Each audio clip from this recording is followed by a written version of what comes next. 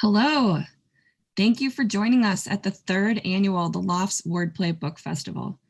I'm Steph Opitz, the founding director of Wordplay, and I'm thrilled to have you here. Virtual Wordplay is a presentation of St. Catherine University and the Star Tribune. We acknowledge that the state of Minnesota is located on the traditional, ancestral, and contemporary lands of Indigenous people. The Loft and Open Book are built within the homelands of Dakota people. The Loft recognizes the original peoples of this place and affirm tribal sovereignty. A few housekeeping items. You can ask the authors questions by clicking on the Ask a Question feature. This event will be recorded and you're welcome to access this event as many times as you'd like until June 1st. Please, please, please buy the author's books using the link below. And while you're there, consider donating to the Loft. While all Wordplay events are free, we'd love your support in bringing great authors into your life for years to come. And at the end of this event, you will receive an email with an evaluation, and we would love for you to fill that out for us. It helps us to know how to program the events you want to see. So I am thrilled to introduce the translator of this wonderful collection, this wonderful novel, who will talk about that and introduce the author. But Jennifer Croft is here with us today.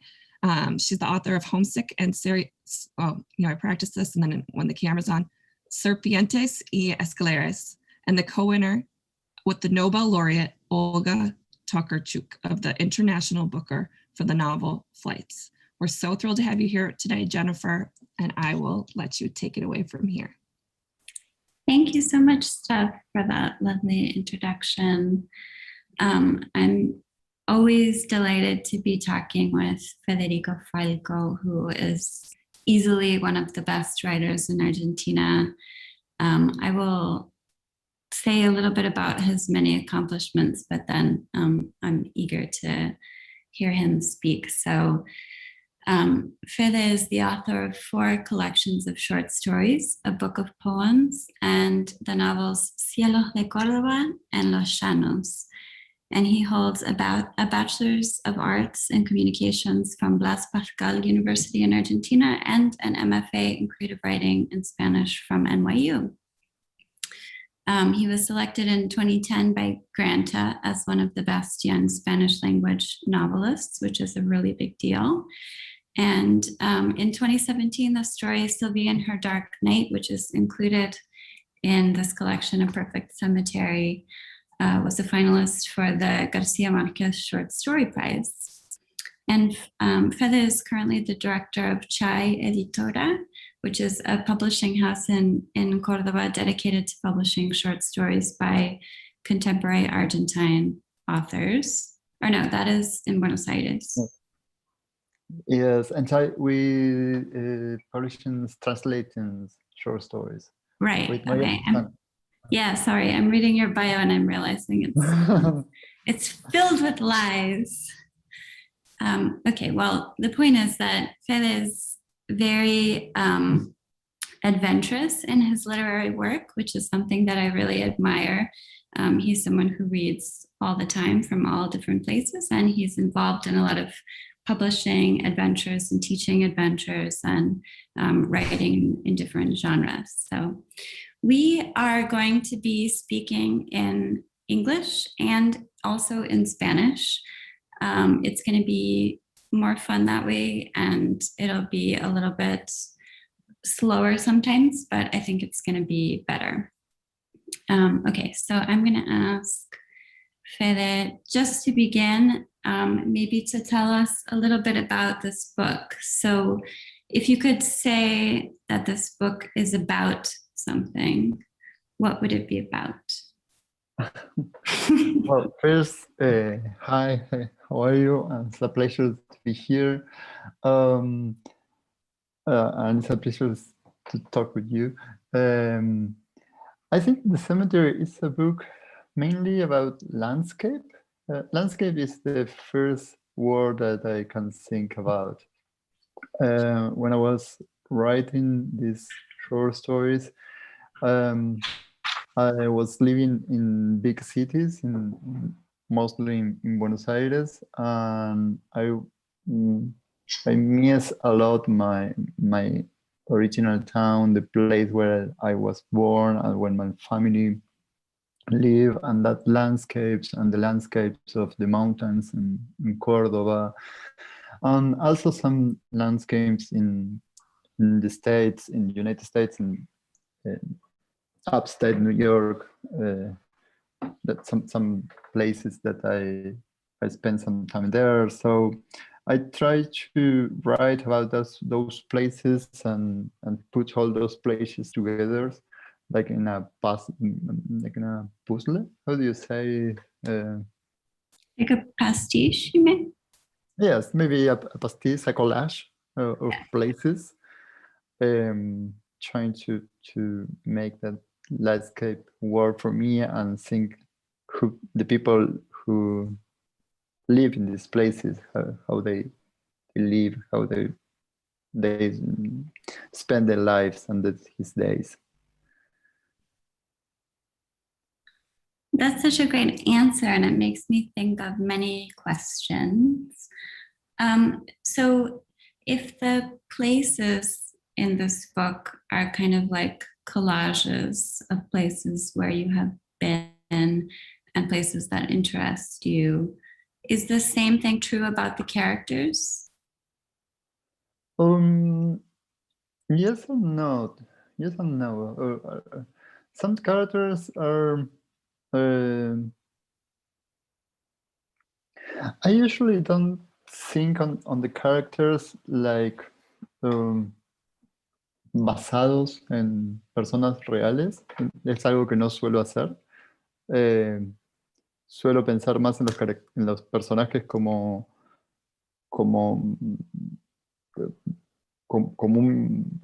de alguna manera el cuento es como una forma de conocerlos. Just write about them. It's like a way to know it's better. So no había un modelo previo que fui juntando y pegando. So unlike, I was going to ask you about this. So unlike a lot of writers I know, you're not taking real people in general as your models for the people in these stories. You're creating and you're getting to know them as you write. Even though you may, I think you mentioned before, you may be taking some inspiration from the way people talk when you hear people on the street or in the mountains. Yes, and it changes a bit from case to case. Maybe there are some stories where some characters are based on real people that I know, but for me it's a big point to try to separate, to try to let the writing find his own way. Maybe forget the original character in the way and find something new you're writing. We have a question from our audience, which is exciting. And of course, if you're watching this, please feel free to continue asking questions. We would love to hear from you. So we have a question for the two of us, which is, what is the process like to be translated and or to be a translator? And how much control does each writer have? It's a good question because both of us are translators also, because Fede recently translated Your Duck is My Duck by Deborah Eisenberg, which I think is so cool. I really liked that book. It has a different title in Spanish, as translations often do, which is Taj Mahal, right? Yes, exactly. So yeah, do you have anything that you would like to say about being translated or translating? About being translated is something for me is quite mysterious. That's a mysterious process because for one side it's really strange to read your own words but in another language. It's like the word that you was talking about, like transformed, it gets transformed. Es como leer un sueño, es como el mismo lugar que conocías, pero como si lo hubieras soñado. So un it's poco like, diferente. so I'll just, if I can just translate a little bit. So it's like a place that you know, but as though you had dreamed it when you're reading your own words and your own sentences in a different language. Yeah, that's the feeling. Thank you for the translation. No problem. Yeah, I have been translated recently as well. And so as a translator, it was always very important to me to feel a sense of freedom when I'm working. And it's especially nice to get to work with authors I admire so much, like Fede, who are also very an amazing coincidence, because it doesn't always happen that way. But it's important for me that the story in translation stand on its own. So it has to be an independent animal, capable of living by itself, which means that I change a lot of things, or at least some things. And I was afraid that when my first book, Homesick, was translated into Polish, I would completely change my mind and become a horrible, controlling dictator and demand that the translator completely rewrite every sentence. But actually, I found that I trusted the translator 100%. I did not get involved with any aspect of the translation except the title, which is because I chose an untranslatable title, Homesick. Doesn't really have an exact equivalent in any of the languages that I know, which makes sense because I think these words that have to do with deep feeling are often different by culture. So right now I'm reading this Japanese novel called Kokoro, or I don't speak any Japanese, but apparently that's a word for heart and deep emotions as opposed to mind and reason. And they decided to just leave the word in Japanese because they just didn't feel that there was any equivalent. So actually that's what my translator, whose name is Robert Sudu, wanted to do in Polish, just put Homesick as the title in Polish. And I said, absolutely not. We have to think of a totally different title, like the title in Spanish, which is Serpientes y Escaleras. So he came up with a good title, which is Odeszło zostało, which means left and left, as in the book I talk about how some words in English mean one thing and also the opposite of that thing. So left means remaining and also departed or gone. So in Polish, those are two different words. So anyway, I didn't find it that mysterious to be translated. I just found it great. I found it so relaxing in the end. Like, it was wonderful. I just didn't have to do anything. But yeah, the process of translating is very different. Yes, and I think trust in the translator is a very good point, a very good part, and have some freedom to work and some freedom to build that bridge between language and to be able to look for formats or for sentences that speak in Spanish, in my case, that create the same feelings of the reading that book. Yeah. Did you work with Deborah Eisenberg? Did you talk to her while you were translating? Just minor questions, or more or less the same process that we have. I made first versions, so when I have at the end, when I have some dudas or questions. Questions just I ask, but I think there is a difference because she don't read in Spanish, so that's something different. Yes. Kind of nice that way. Yes, or I don't know. Yes. Yeah, I It's mean, easier.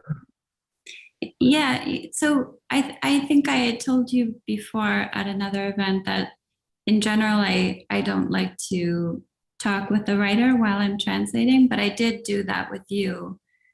I can't exactly explain why, but it just seemed like a natural part of the process in our case. So I asked further questions as I was working. I think I also changed not very much in these translations. We agreed that we would change the flower in one of the stories.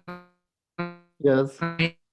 I changed something to Queen Anne's lace, which is like a flower that I know from my childhood in Oklahoma, because Fede uses these very rich, very sensual descriptions of landscapes that are really important. But there's this question that arises in translation of things like landscapes, and then in another way of something like dialogue, of to what extent can it mean something to an audience that doesn't have any experience with this other place. So if I give the scientific name of a weed that is common in Argentina or in a part of Argentina, it doesn't really have any resonance for an American reader who has never seen it, and the word doesn't sound good. It's maybe just even a Latin name because the word doesn't exist in English. So we agreed that we would change that, although I'm still thinking about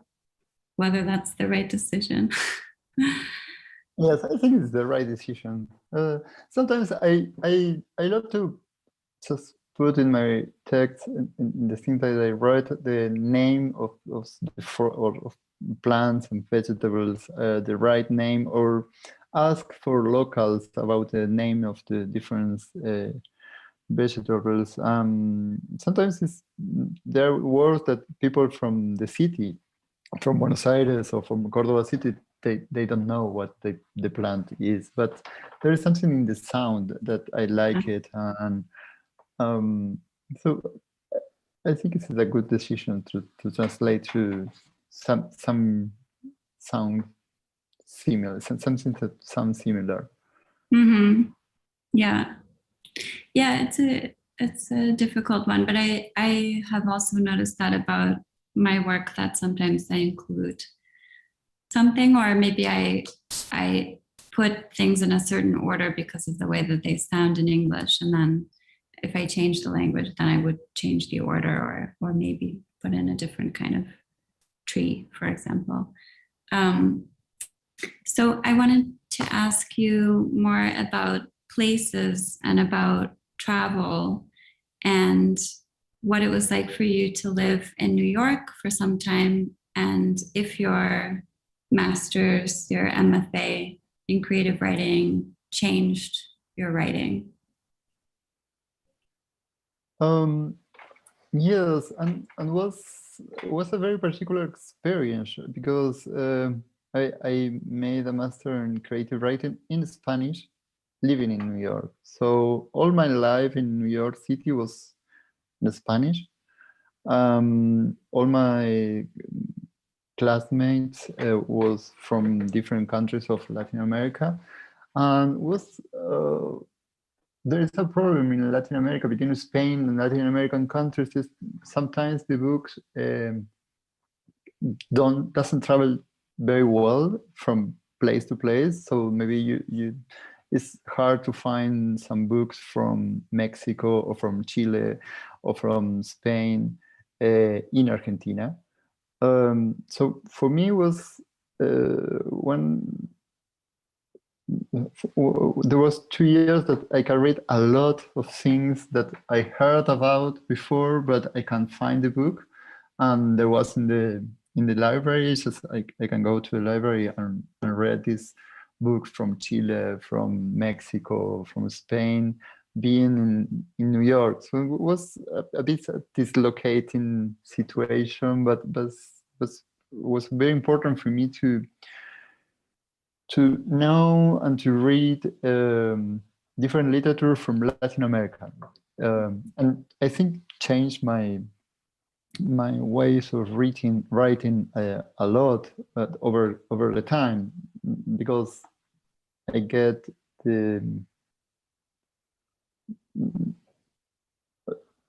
that idea. Mis compañeros eran de toda Latinoamérica, había diferentes miradas, de diferentes tradiciones, de diferentes literaturas. Perdón que switcheo, pero por ahí no puedo seguir. I think it's great to switch. I love switching. So the idea is that the fact of being in the presence of all of these, each writer in your classes was bringing a totally different tradition and a totally different way of looking at things, a different approach, and that must have changed at least one. At least your readers, right? So maybe you're thinking about your audience in a different way because you're imagining people in Mexico or people in Chile or people in Colombia reading your work. Do you think that you write for an international audience a little bit now? No, no estaba pensando en ese sentido, sino sobre todo en la literatura argentina, por ejemplo, tiene una forma de leer el campo de lo literario y una serie de problemas y tópicos sobre los que suele girar. Y de pronto fue encontrarse con muchas otras formas de pensar la literatura y pensar la escritura. No para hacerla más internacional, sino para ganar libertad, sobre todo. Mm-hmm. So it was a way of liberating yourself from the very specific ways of reading that you were surrounded by in Buenos Aires, for example, or in Córdoba, where you have this certain tradition. And I think that it has been important for me to notice how a lot of writers in the United States can be very focused and very rich thinkers about particular issues, but then not about anything else sometimes. So I think that could be very helpful to have all of that conversation and that dialogue. And sorry. No, I think that it gave you freedom to write. It makes little cracks in the way you write, and you can find other point of view, other voices, other different approach. Yeah. What is it like to be a writer in Argentina? For people who are watching. I don't know. ¿Cómo es ser un escritor en Argentina? Yeah, there was a series of columns at Electric Literature, I think, which is an online publication here in the US, where writers from different countries would say, like, this is what I do. This is, I go to readings or I don't. I have a big community or I don't. I earn money or I don't, that kind of thing. Ok. Voy a contestar en español, después en todo caso traducís. Sí, bueno, todo ha cambiado mucho por la pandemia también. Ser un escritor en estos últimos 2 años medio que no tiene nada que ver con ser un escritor antes. A mí hay algo que me gusta mucho del campo literario argentino, que hay mucha posibilidad de autogestión, de gestionar los propios proyectos, y de que de alguna manera hay que ser como al mismo tiempo un gestor cultural y un escritor, y que eso permite generar una comunidad de pares con la cual interactuar. So, first of all, the pandemic has changed everything, obviously. And in Argentina, like in many places, I can imagine, having lived in Buenos Aires for some time, that part of what I loved about being there was the sense of community and the way that people interact. And something that Fede also mentions is that part of being an Argentine writer is that you are sort of forced, but it's a good thing to also be kind of involved in culture in other ways. So to generate other kinds of communities, for lack of a better word. So Fede, for instance, teaches workshops, so that creates one kind of thing. And you also have these publishing endeavors with your peers, and you have there are festivals and all kinds of things that put people into contact with each other in a relatively informal way, even though it's part of the profession of being a writer. We have some more questions from the audience. Someone would like for you to talk about the short story. They say, since you also write poetry, do you think short stories can provide certain things that novels or poems cannot, and vice versa? Or are questions about genre and form overblown? Like, does it not really matter? I don't know. I think I like to how do you say híbrido? Hybrid. Mix. I like to hybridize the genres. Yeah. But for me, the short story is es lo que más me gusta escribir, es lo que más disfruto y es como mi género preferido. Pero siempre me gusta buscar como los bordes del género, que se expanda hasta llegar por momentos a la poesía o llegar a ciertas cuestiones de la novela. Eso es una de las cosas que más me gusta. Perdón, Jennifer, que... No, that's a great answer, and I'm sure it will lead us to other questions. So Fede says, if you don't speak Spanish, Fede says that the short story is the form that he likes the most in terms of writing it, but he's always kind of looking to the limits of the short story and where it could expand into something else, maybe more like poetry. Or, I mean, if you purchase this amazing book that we made, which you should, then you will see that the 3 stories in the middle are more like novellas according to the US system, and also contain a great deal of poetry in them too. So that is, and maybe could you say a little bit about your novel, Los Llanos, which is also playing a lot with form and genre? Los Llanos es una novela que funciona en fragmentos y que de alguna manera empezó siendo como una serie de cuentos que empezaron a explotar y a superponerse y a dialogar entre sí. Pero también me parece que pensar en géneros de alguna manera nos obliga a pensar como en moldes, en compartimentos estancos, que por ahí no siempre es lo mejor. Yo lo que prefiero es pensar a partir de la propia escritura, dejar que se vaya expandiendo y a su vez ir mezclando, ir trayendo todo lo que de alguna manera voy encontrando o disfrutando en la escritura hacia el texto y dejar que crezca orgánicamente desde lo que hay y que ahí un poco se defina. Esto va a ser un ensayo, va a ser una novela, va a ser poesía, no sé, va a ir tomando una forma donde las cosas se van a ir mezclando y de alguna manera se van a volver híbridas y se van a transformar en algo que después veremos qué es. Mm-hmm.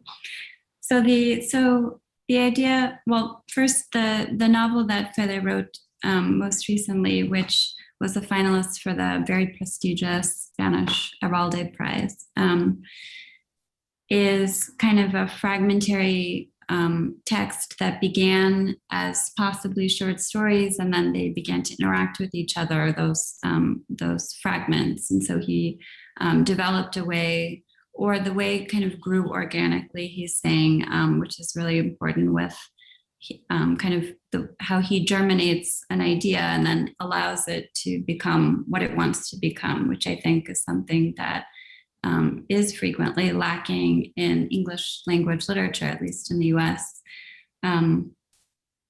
So I was wondering, I wanted to ask you if you do write much nonfiction. Do you write essays? No, not so much. Sometimes I take notes. Sometimes I used to do some lots of years ago, but it's not something that I usually do. Sometimes I take some part of the essay form to the narrative, or in this novel there's some part that could be think about like essay, but no, I don't do it so much. I think, yeah, so the point is that Fede is too cool for any of these compartments, like essay or short story or a novel, which I think is amazing. My first book, I thought it was a novel, and it's instead in the US called a memoir, which also it's filled with photographs. And now I'm writing a book, and I don't know what it's going to be. It's called Notes on Postcards, but it's about images, and I guess it's creative nonfiction, but should also have stories in it. So I'm excited that Fede is like my model. I think it's great that you don't know what it's going to be. I think that's a great feeling to write, ¿no? Yo suelo decir que no tengo forma de definir lo que hago. Y digo, bueno, hice esto, ojalá lo disfrutes. Es esto, es una cosa. Ponerle un nombre ya es como, de alguna manera, obligarse a ponerle límites a la escritura y no darse libertad desde el principio. Mm-hmm. Yeah, so it's an interesting approach. So Fede is saying, like, when he finishes something, he just thinks like, okay, so this is what I did, and I hope you as the reader will enjoy it. And by naming its form, it is limiting it, whether you're probably doing it at the outset, then it's really taking away your freedom to think creatively and allow the piece to be what it wants to be, or even at the end. I think that's such a refreshing perspective for a lot of writers in the US, if people are watching, because there's so much emphasis here on selling a book. And it's very difficult to sell a book if you can't say what kind of book it is. So it's really nice to just put that out of your mind and try to just follow the story that you begin. We have other questions. Fede says landscape is at the center of Cementerio. So a question for Fede: does the urban landscape not appeal to you when you're writing? Does it have to be a wild landscape?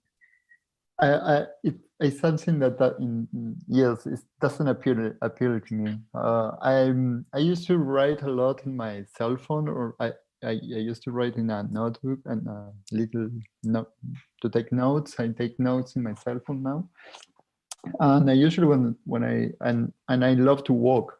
So maybe if I'm walking in a city, it's strange, but maybe I can take 1 or 2 times my cell phone and to write some ideas on some things that I cross in the street. But when I'm walking in the mountains or in the countryside, I'm all the time with the cell phone just writing. This morning I was walking in the mountains here, and there was very early in the morning. There was nobody around. I was walking in a very escarpado camino with steep. I don't know, in the mountain.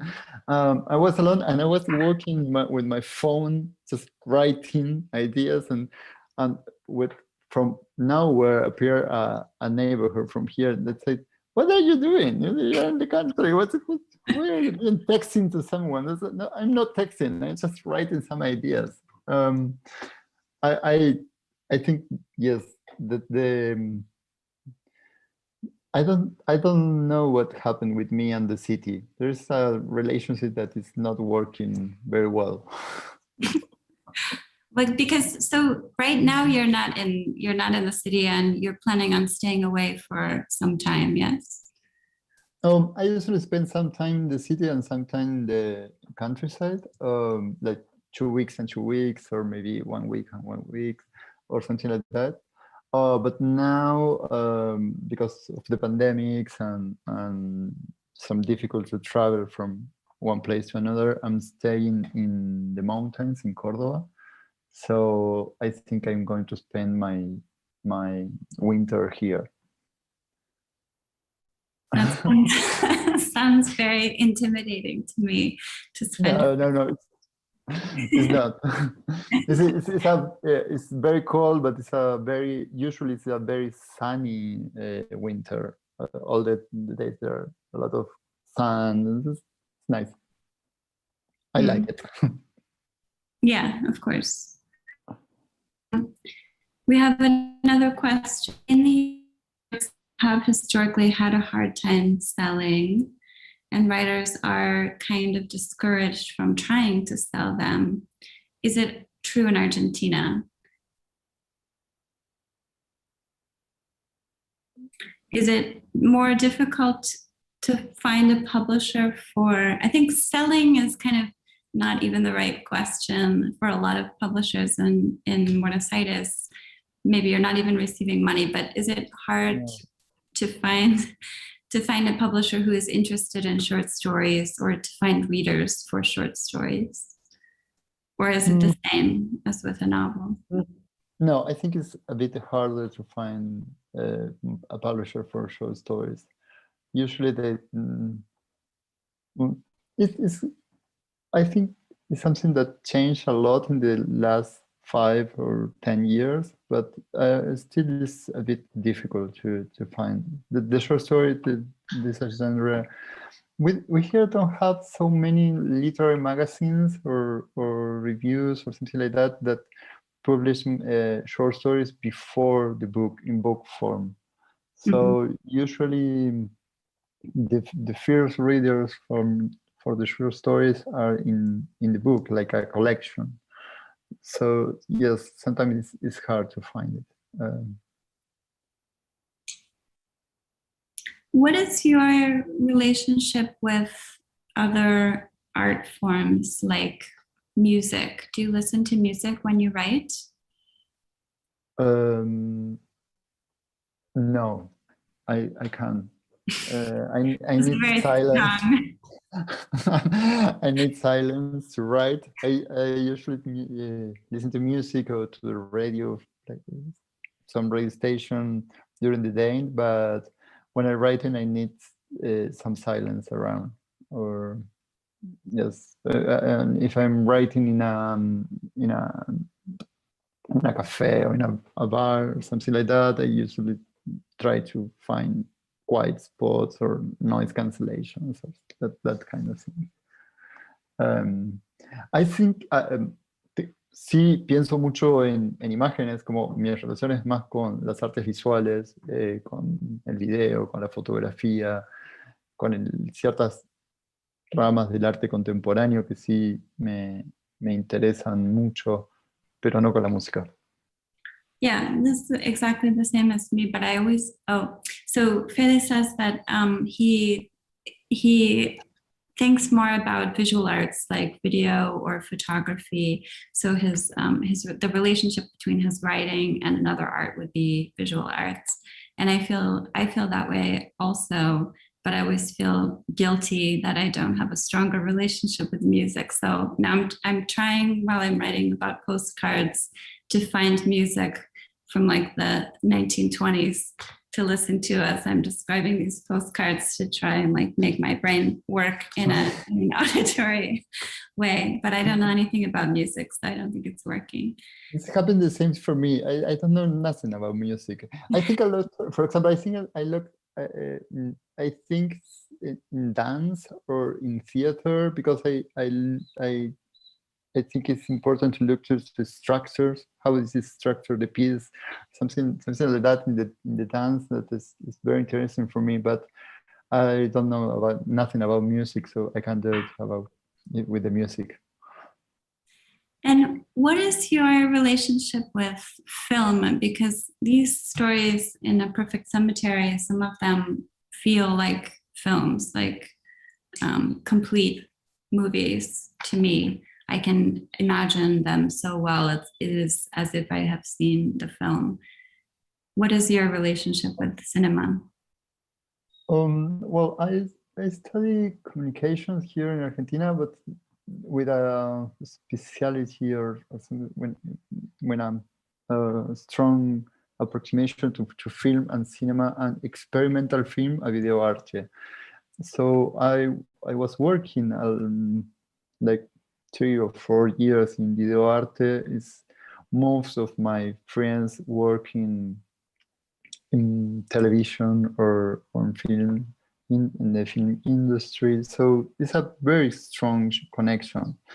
At some point when I was like 30 or something like that, I decided that I was not going to trying to make films or work in video, just because I preferred the writing. It was kind of a decision that I think all I can do with images, I can do it with the same way and in an easy way and cheaper way with writing, with words.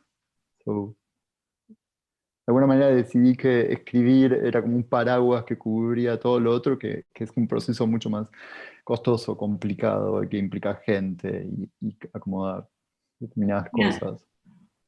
That is, I never even tried to get involved in film, but that is kind of what I always thought, that writing, Fede describes as the kind of umbrella that covers all of these different forms, and it's a lot less costly and complicated than trying to make a film, which involves so many other people, obviously so much technology, etc. as well.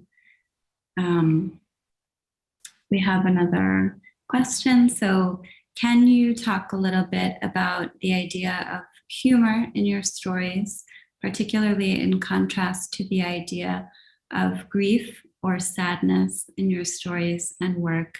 And is it a challenge to translate funny dialogue? This question is for me, obviously. Do you have to rework dialect or references like you did with natural imagery?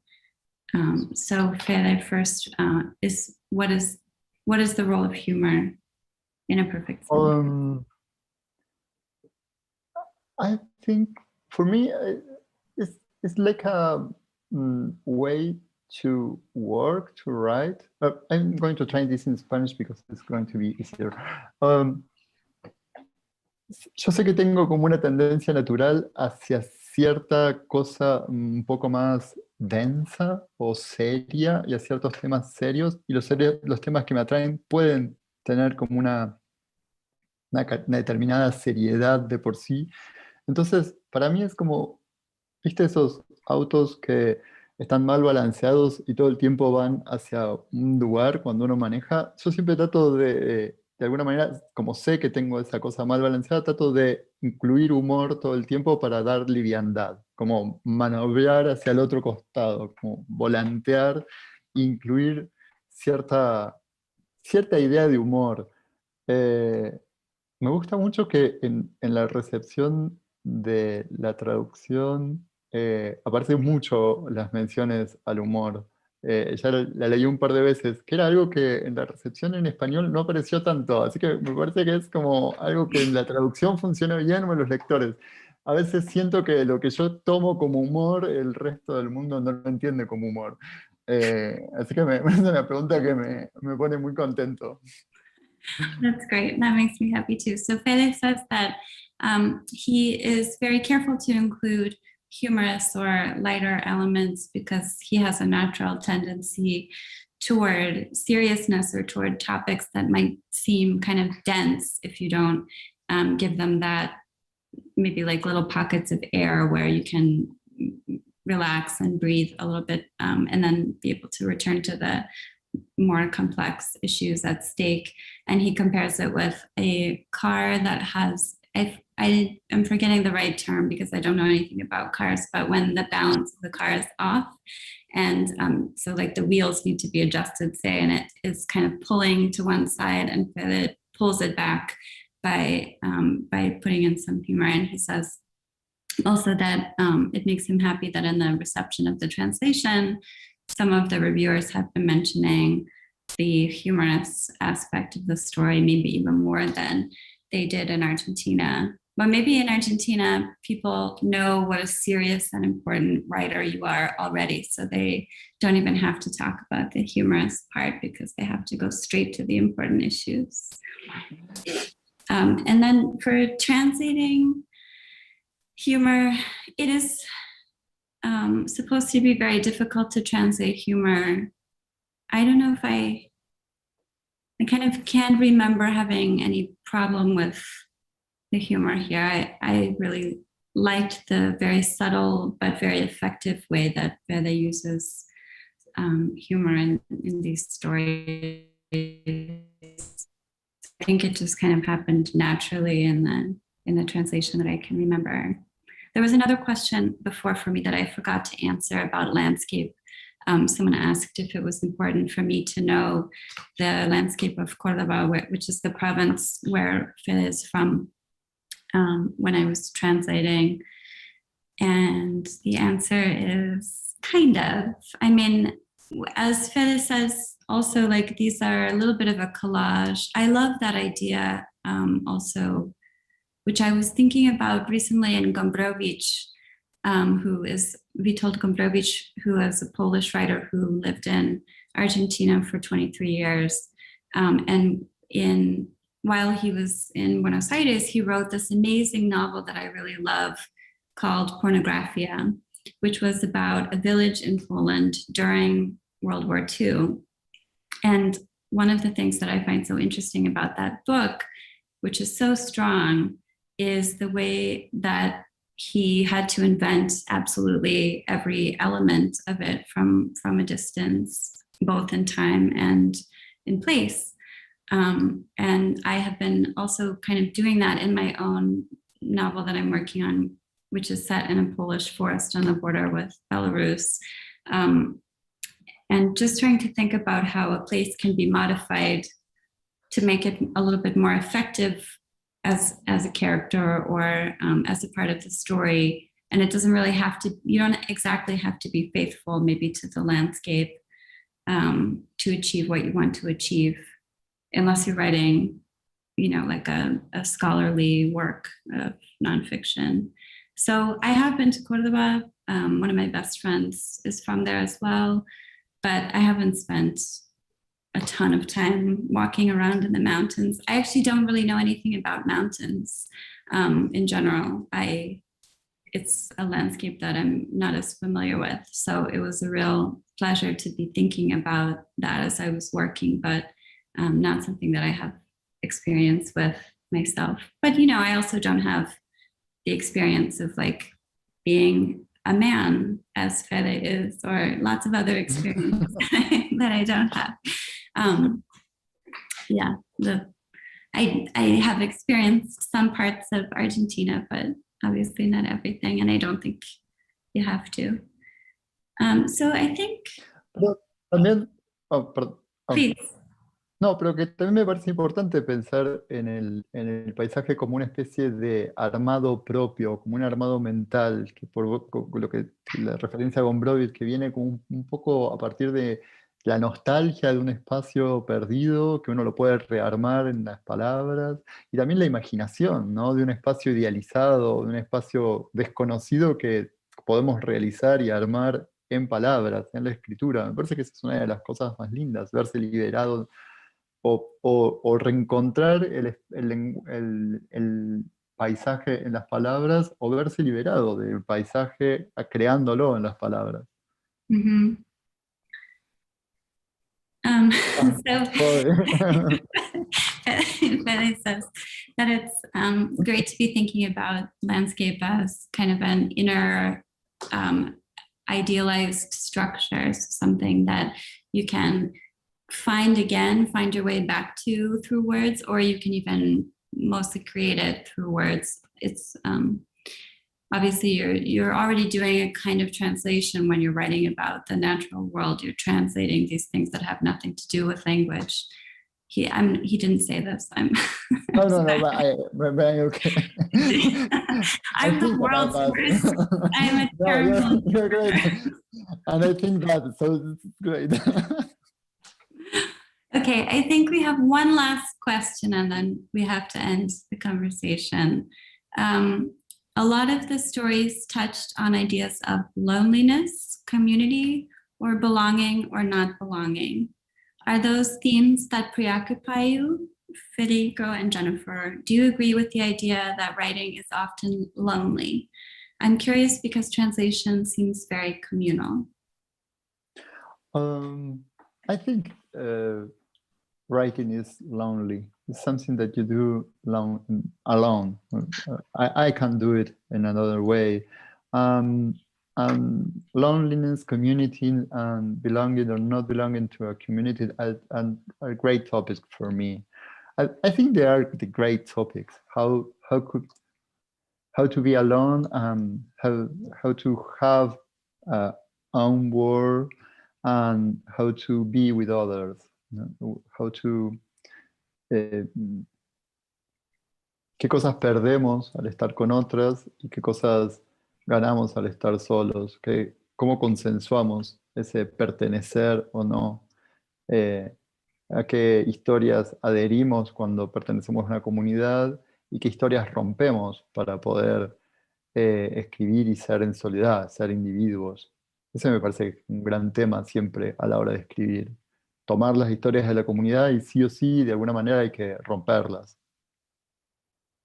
So Fed is asking what we lose by being with others and what we gain by being alone. And he's saying, one of the great topics to explore in literature is how to break with communal stories, kind of like what he was talking about at the beginning, I guess, in terms of being liberated from this whole narrative of literature in Argentina or the traditions of a community or whatever, in order to kind of have the freedom to just say what you're actually thinking about and follow what you want to think about. And do you feel that translation is more communal than writing? Mm-hmm. I do. I mean, yeah, I guess it has to be, right? I mean, technically, we're still sitting in a room alone when we're working on the translation, but you are forced, of course, to interact with the ideas of someone else. Yeah, that's true.